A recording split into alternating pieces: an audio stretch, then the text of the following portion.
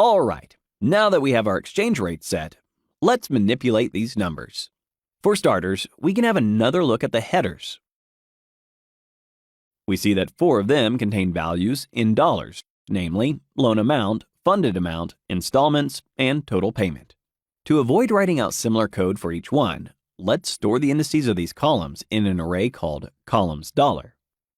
We'll set this variable equal to NP_array and add 1, 2, 4, and 5 as the inputs. Now, if we call loan data numeric and write columns $, in the index position for the second axis, we'll see a 2D array, which only contains the 4 columns we're interested in. Now you know how indexing works here. We can use the same technique to display the exchange rates. To do this, we first need to find out in which column we stored them. So let's look at the header numeric output above. We can see that exchange rate is the 7th column, and indexing in Python starts from 0.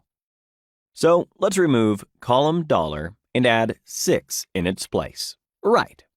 One way we can add the euro versions of these columns to the dataset is to use a loop, where in every iteration we'll create a new array and horizontally stack it to the end of the dataset. To achieve this, we'll need a loop that goes through all elements in columns $. Then for each iteration, we'll set loan data numeric equal to the horizontal stacking function, hstack. The first input will be the entire dataset, because we want to attach the new columns to the existing dataset. Then we'll reference a column, depending on the iterator variable I, and divide it by the exchange rate, which we stored in the 7th column of the numeric dataset. It's important to remember that because the euro to dollar shows how much a single euro is worth in dollars, we need to divide by the exchange rate, rather than multiply to get the corresponding numbers in euros. However, if we run the cell, we'll get an error message because the dataset is 2-dimensional, while the euro values for each iteration will be 1-dimensional arrays. Therefore, we once again need to reshape the vector into a matrix by giving it a second dimension of length 1. We can do this directly inside the parentheses of the hstack function by calling np_reshape on the new array and setting the shape as 10,000 by 1. In a new cell, we can display the dataset and see that the exchange rate column is no longer last. We'll assume we successfully added several new columns to the array. To make sure that's the case, we'll call the shape attribute. The output states that the dataset is now a 10,000 by 11 array, which confirms our intuition. Of course, now that we've added a few columns to the dataset, we also need to update the header. We'll start by creating a variable called header additional and set it equal to this expression. This comprehension creates an array by going through the headers for the dollar columns and attaching underscore EUR after each one. If we display it in the next cell, we'll see an array with the headers for each of the 4 newest columns of the dataset. We also need to add this array to the header. So we'll use the concatenate function to add the new array to the end of header numeric.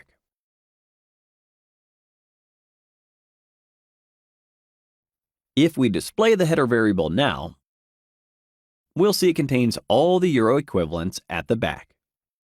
Just by looking at the headers now, it's easy to see that some of the column amounts are in euros. However, it's not immediately apparent that the default amounts are in dollars. Therefore, good practice dictates we add underscore USD to each of the dollar headers. Go to a new cell and paste the code we wrote for header additional. Then change that to numeric, and only reference the dollar columns via indexing. Lastly, change EUR to USD and run the cell. To check our work, in a new cell, we'll display header numeric. The new output clearly shows the currency each amount represents. However, we can improve this further if we rearrange the columns, so that each euro column follows its corresponding dollar column. This way, loan amount in dollars will be side by side with loan amount in euros. The same goes for funded amount, installments, and total payments. The most intuitive way to do this is via a list, which contains all the indices that will arrange the dataset and the header in our desired order. Unfortunately, there is no elegant way to achieve this, so here's what the list variable column's index order looks like. Now, in a new cell, let's call header numeric and add the list as an index. The result is an array where all the dollar values precede their euro equivalents. This is exactly what we wanted, right? Then let's set header numeric equal to this output.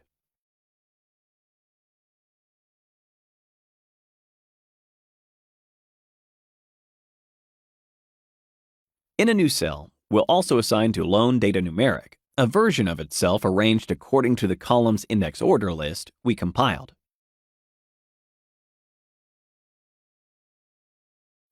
Great job! So far, we've appropriately filled out any missing values, added exchange rates for each applicant, and subsequently created euro versions of the 4 monetary values we're keeping track of. However, the one column we haven't altered is interest rate, since by assumption it doesn't change based on the currency. Let's examine it more closely. If we display header numeric once more, we'll see that after rearranging, interest rate is now the 6th column, or the one with index 5.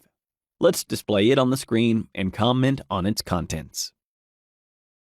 The values appear to be quite high and stored as percentages, rather than their standard expressions as floats between 0 and 1. The convention usually dictates using values between 0 and 1 because it makes certain calculations, like estimating interest payments, simpler. So let's transform the interest rate column. To achieve this, we must divide the entire column by 100. Much better! All the outputs we see now on the screen are between 0 and 1, so we have our desired format. Now, let's store these values in place of the percentage ones.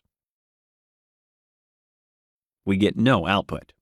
I suggest we go to a new cell and display the column. The array we see is identical to the one we just observed, so we've successfully transformed the interest rate values. All right. Now that we've cleaned and pre-processed all the numeric values too, we're ready to finalize the dataset. Before we do that though, we'll quickly create a second checkpoint for all the numerical values we've been carefully pre-processing so far. Do you recall that we defined a checkpoint function when we were setting up the task? Well, we'll just call that function and assign its values to a variable called checkpoint numeric. As arguments, we'll provide a name for the NPZ file, as well as a header and the dataset itself. We already did all of this in the first checkpoint where we stored the string values, so all of this code should feel familiar and we won't spend too much time on it. We'll just quickly display the header and the data NPY files stored in the new variable. Everything looks all right. And we've come to the final part of this practical example.